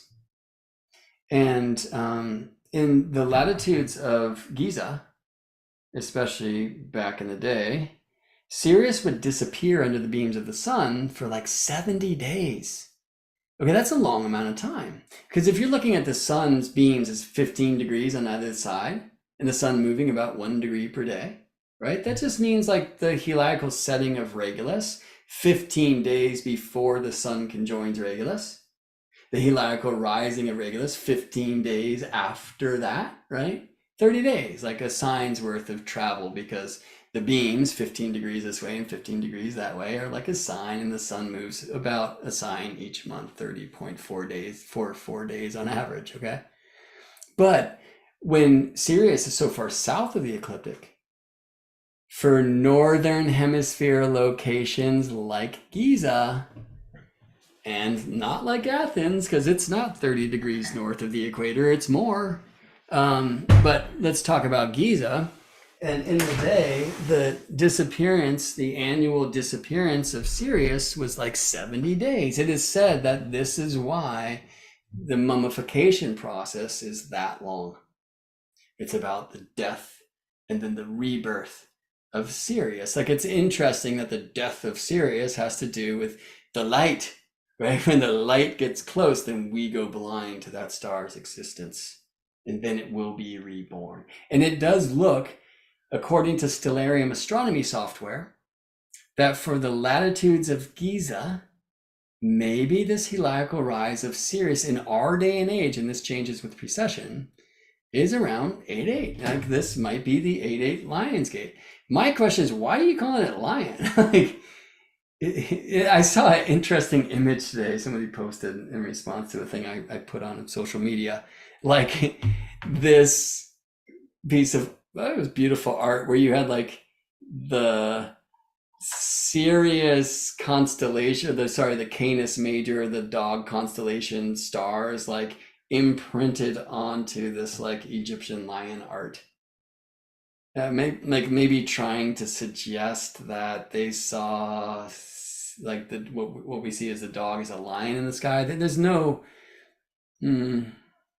historical support that I've seen to that, although it's an interesting concept. And gosh, I mean, I wouldn't trust any of the history that we have about the ancient times, not only after all the burnings, but according to the very real truth that the star mysteries were a mystery tradition in sacred places like Kemet. They were reserved for the initiates, they weren't meant to be available to the profane, to use those mystery school languages. So I would have never seen them, So, and what do I know? Anyway, what I can say, it's the astronomy that suggests what 8/8 Lionsgate is all about is the dog star Sirius, now much more importantly, the Isis star Sirius rising, coming out from under the beams, and specifically at the latitudes of Giza, even though I don't live there, and I saw Sirius days ago in Hawaii. I'll show you some pictures. That the Giza Sirius Helical Rising is what the Lion's Gate is all about, and that's like 8/8 on our solar calendar in our day and age, though it used to be, and people will write this, in the days of Egypt, it was at summer solstice in the flooding of the Nile. Okay, which day in Egypt? So sorry to sound so cynical, but it's kind of a ridiculous statement because even dynastic Egypt was thousands of years. So precession is very slow, 72 years for 1 degree, but 72 years isn't anything compared to thousands, right? So there's a small window of time when the heliacal rise of Sirius would have coincided with summer solstice. And I think we were generally there. Like I was back at like that 157 BC thing that wouldn't have been it anyway. Well, maybe. I think I went back then to see not only when Regulus did ingress or process into tropical Leo, but also to see when it was around the time of Northern Hemisphere summer solstice, in other words, Sun ingress tropical Cancer, when Regulus was having heliacal set. And just given their relative distances from particular points of the ecliptic, and I mean them as Regulus and Sirius, the heliacal setting of Regulus and the heliacal rising of Sirius seem to be coincident at the same time of the calendar year. In latitudes of Giza. Now that's going to change slightly with precession, especially another Earth motion called nuvation. But it's an interesting thing to consider. Anyway, let me continue on here. And now I'm on August 1st. Before sunrise, isn't this the heliacal rise of Sirius? I mean, Sirius is above the ground right before sunrise. Maybe needs to be a little bit higher because, there's things like that. Like this is actually, I think this is somewhere else, but if you're like looking at the Sphinx, then up in the southeast where Sirius rises, there is a structure. I mean, maybe this is an image from there. I don't think so because this is in the Stellarium database. But there's this whole structure in all these old tombs and like homes, it said, for people who were working on the pyramids, or at least so we believe. So can you see Orion here rising in the southeast, right? And Sirius or Isis will follow Orion or Osiris through the sky, traveling together on Earth and in the heavens. So this is an issue. Like, what about the truth that we have like mountains and things? We can calculate this stuff like with nerd devices and our softwares in this day and age, which is amazing and I love it. But when you're out in the sky, there's a lot of other things at play, like mountains, right? So it's probably going to be more days well beyond August 8th, even in our day and age, where we actually get to see Sirius rising, not only above a flat horizon, which you like rarely ever have unless you're at the water, and then even the tides. Like when it can rise above, I don't know, something like this, or what is the Sphinx looking at in Egypt? That. That's actually looking towards the pyramids and looking towards the Sphinx from Giza or from Cairo, right? If we look in the other direction, like we're looking at all these buildings, and I was sad to find out when I visited the pyramids and other sites in Egypt that you don't get to see many stars. It's a ton of lightning, etc. Anyway, let me read this out loud. The heliacal rising and setting times for celestial bodies away from the ecliptic, like Sirius, which is 40 degrees away from the ecliptic, cannot at all be determined by the 15-degree rule. So here we are at 8/8 Lionsgate, 4:44 a.m. 2021 when I created this show that you are witnessing now. And the sun is actually 30 zodiac degrees away from Sirius, but that's because Sirius is not on the zodiac. It's not on the ecliptic. It's 40 degrees away. And this seems to be maybe the time of the helical rising of Sirius in our day and age, and maybe that's what 88 Lionsgate is. That's the only kind of convincing astronomical argument I've seen people make online. Other things, they're just saying something that actually happens every day, or things that actually never happen at all. From what I've seen, and I'm sure I haven't seen it all. So helical events are very specific to terrestrial latitude, as I've been saying again and again. Straight crooked signs, even mountains on the horizon, that's more local, but just to speak about latitude. So here we're looking at altitudes thanks to the amazing Astro Gold astrology software. And I'm showing that at this time, the sun has an altitude of like about 8 degrees below the horizon. You know, when is the actual dawn experience? By the way, that very much depends on straight and crooked signs and where the sun is in the zodiac.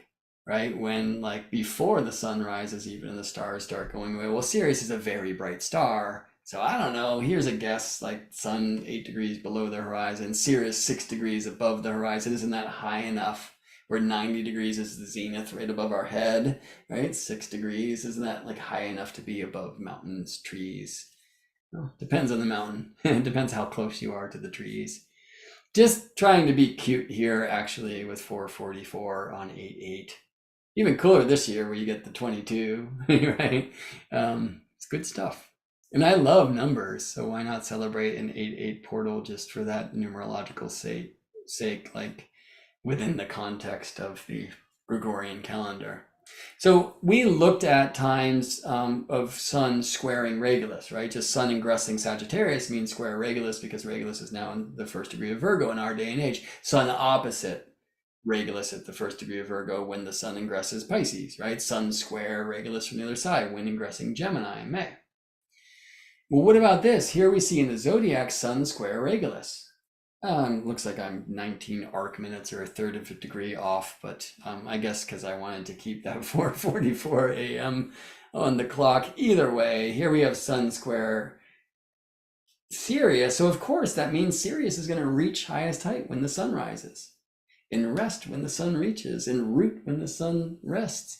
No, it doesn't. Let's bring Sirius up to the midheaven and sun's rising, and they look really close on paper, like on a chart. How does it look in the sky? Well, it's not too far off, but importantly, points that are square on the chart rarely operate as what some of us call a mundane square, which means something like culminating at the other thing rising, right? So something at the midheaven or meridian when the other thing rises, or something setting at the descendant, or the western horizon when the other thing reaches its height, right? So if it's the sun is the other thing, like midday, sun halfway between sunrise and sunset culminating, then that thing would be setting, right? So as you can see here, that green line, by the way, shows us that Sirius is already on the way down when the sun rises, although they're close. It's gonna be a very different story when we look at the sun reaching regular, or Sirius will not be setting. But I'm just rewinding. Here's Sirius at the midheaven. And maybe let's look at some other stars instead of the sun. And this actually would happen every day. Whether we can see it or not depends on where the sun is. Hopefully you can see now that the sun not close to Porrima, which is the star that's circled there in the Priestess constellation rising in the east, the sun is way too close, like Porrima's under the beam, right? So it wouldn't be this day. Here we are, October 7th, when the sun is square the projected Sirius degree. But I could take the sun away and just show you that every day, whether it's visible or not, Porrima's rising when Sirius is at the midheaven. And also when Mebsuta, which is one of these stars of the twins, is at the midheaven. These are stars that are arranged by Paran. And, I'm just going to fast forward through a lot of this stuff. Take my course if you really want to investigate these things. These, frankly, go beyond our investigation of the sacred astronomy, potentially at the root. of the 8-8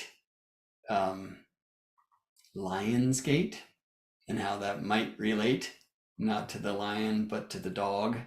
So I'm going to fast forward through a bunch of these parts of this class that teaches parans and how to find them in astrology wheels, or wonderful softwares like AstroGold will actually do this for you, but I like to teach the nuts and bolts and the roots of a thing before we just dive to like software printouts. I'm very interested in helping astrologers understand like the what of the why and then tuning into the why itself.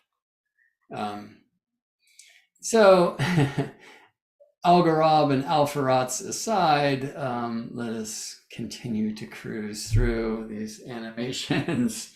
Algorab is the crow. Is this the crow gate? Anyway, that's me being, I guess, smart or perhaps cute. I want to say this, that again, a star's celestial longitude is its perpendicular projection to the ecliptic, right? That doesn't mean it lives there. As we saw, Sirius 40 degrees away. So saying that Sirius like in 2021 is at 1422 Cancer, that's just like we draw a 40-degree line perpendicular through the sky to the ecliptic and say it lives there. One of the ways of working with fixed stars is through longitudinal projections like this. I'm not saying they're not real, they're amazing. Another way we can work with fixed stars is through parans, which is much more of a local thing, and let's leave that there for now. But this is a very important point, like longitudinal aspects with fixed stars are a function of time, but not of place. But parans are a function of both time and space. All right, so here's this beautiful Lion's Gate portal. And it does seem, again, to relate astronomically, perhaps, to these two things. One is the Helical Rising of Sirius, specifically for latitudes like Giza. Well, I don't live there, do you? But should we be exploring portals about what's happening in Giza now? It's a good question, right? And also the helical setting of Regulus for similar latitudes. Regulus being the lion's heart kind of feels, I don't know, more beautifully resonant with a lion's gate. So there's that helical setting image of Regulus. I mean, we're not going to see it from city places, maybe. I'm hoping to see it here. This is a photo I took of the setting sun in Giza in 2019, in September, actually. A magical place on Earth. So let's just look in the chart. Regulus is bright enough and near enough the ecliptic, almost exactly on the ecliptic, that this 15-degree rule probably plays. So there's sun like about 15 degrees from Regulus on 8-8 Lion's Gate. That's going to change a little bit one year to the next because of the whole leap year situation. And this is me just looking at the Helical Rising of Regulus, that square, the opening square, sun square Regulus, Equinoxes rise, sun opposite Regulus, the closing square of the sun cycle, sun in Gemini square Regulus, and then sun pulling within 15 degrees here for Regulus's next helical set around August 7th, August 8th. Perhaps that has something to do with the 8-8 Lion's Gate. Sun aligned with Regulus with the heart of the lion around August 23rd, 823. Those of you who, like me, are fans of the sequence Fibonacci will love that truth in the calendar in our day and age. Okay. Well, working with cycles with stars is one thing because they move so slowly. Working with cycles with planets is like a whole nother level.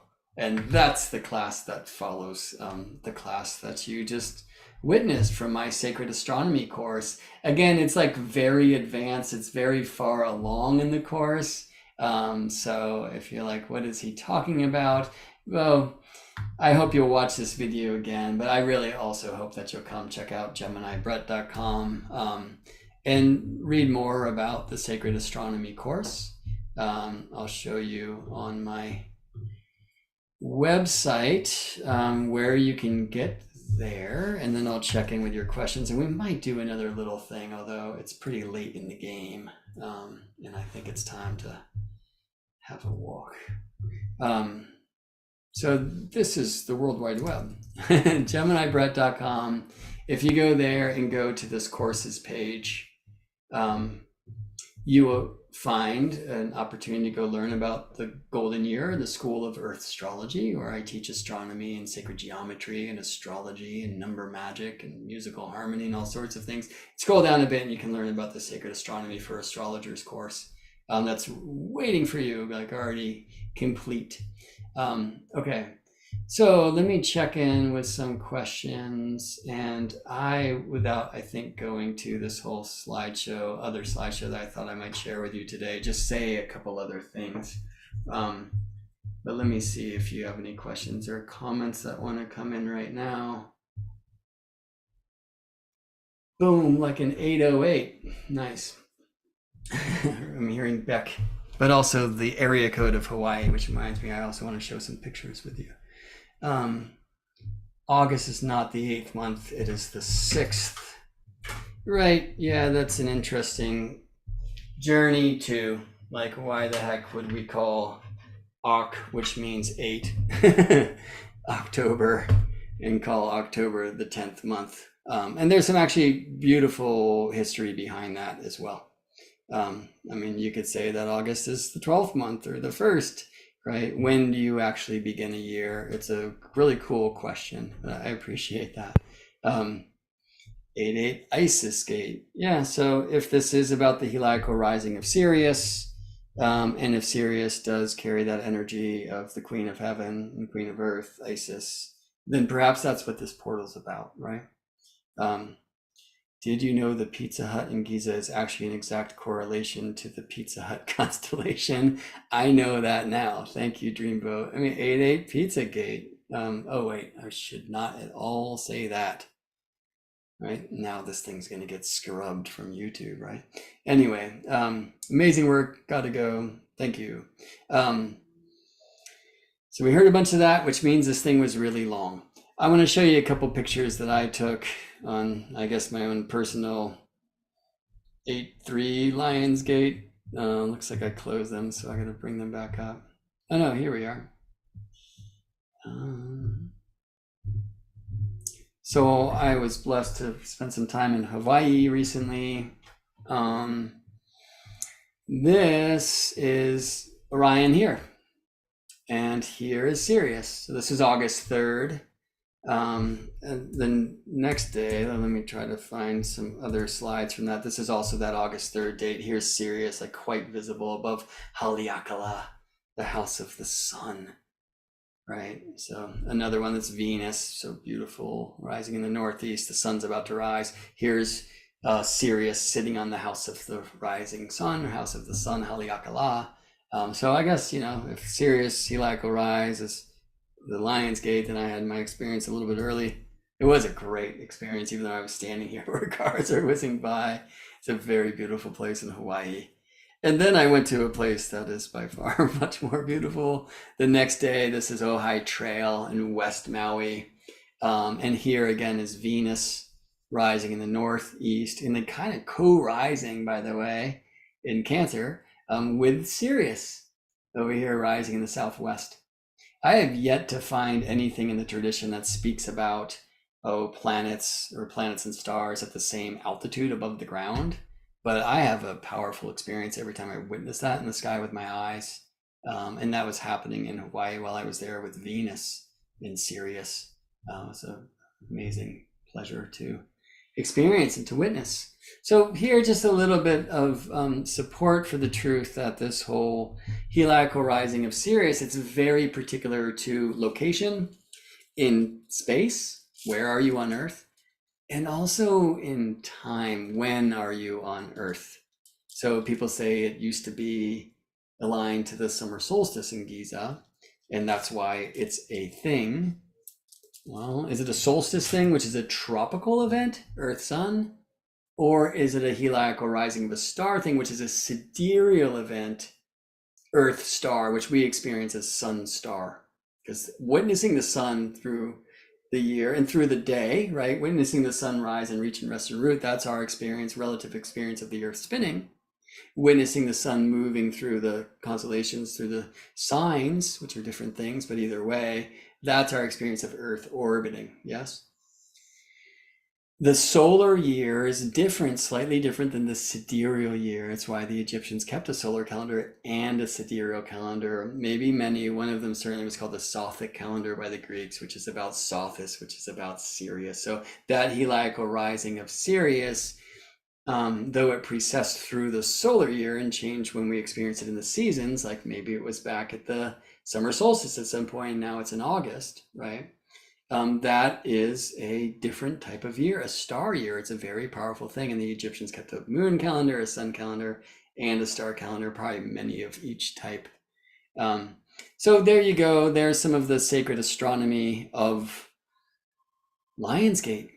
But it is, I gotta say, an interesting thing to be kind of like basing an astrological question mark portal on the astronomy for one particular latitude of Earth, relating that to an ancient time and now bringing it forward and using it in a Gregorian calendar that's going to have some leap year shifts anyway. And also, this is the most important thing. Like if I was to say this is just not real at all and let's debunk it, and you speak astronomy and hopefully you speak more now than you did before this jam, why describe a sidereal event tropically?